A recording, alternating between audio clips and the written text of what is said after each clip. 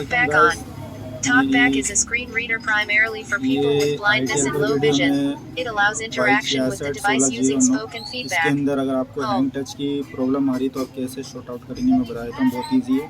ठीक है, अभी मैं ये टच चला रहा हूँ, ये देखिए ये टच इसकी चल नहीं रही, तो इसके लिए ये पूरा हैंग कर रहा है।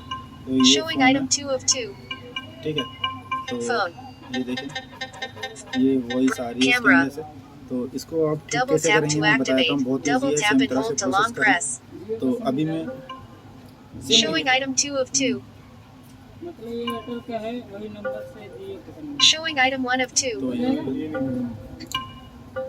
ये देखिए, Showing. तो अब हम इसमें सेलेक्ट कर लेंगे। Showing item 1 of 2. Double press करेंगे, Settings. फिर ये ऑप्शन आ जाएगा। ठीक है, टू फिंगर सिंगल फिंगर पे काम नहीं करेगा तो टू फिंगर का यूज़ करें।